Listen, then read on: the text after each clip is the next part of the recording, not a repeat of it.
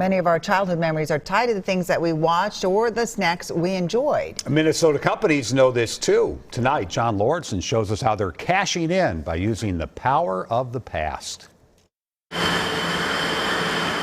It's rush hour at Shell's Brewing in New Ulm. In this case, it's a bottleneck of bottles.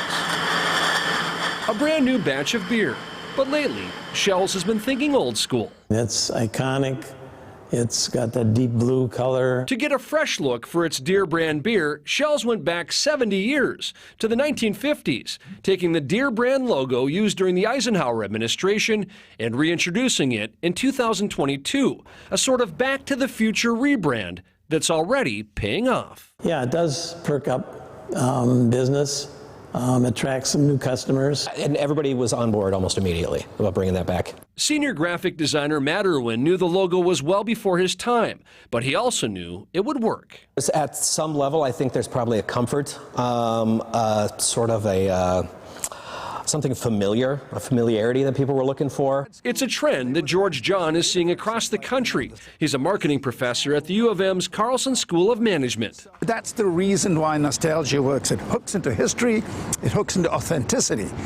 It's actually a very powerful appeal. It even appeals to people who never really drank the beer in the first place. Beer is one thing. Breakfast is another. That feeling of nostalgia can take you back to just a warm and comfortable place. For General Mills, it's Saturday morning cartoons. Kids of the 70s, 80s, and 90s would get a bowl of cereal and plop themselves in front of the TV.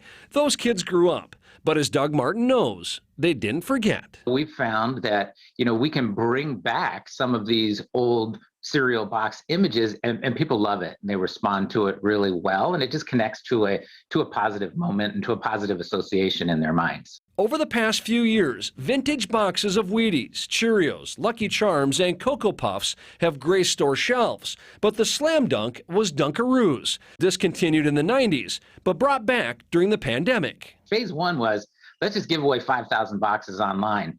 And those were claimed in less than a minute.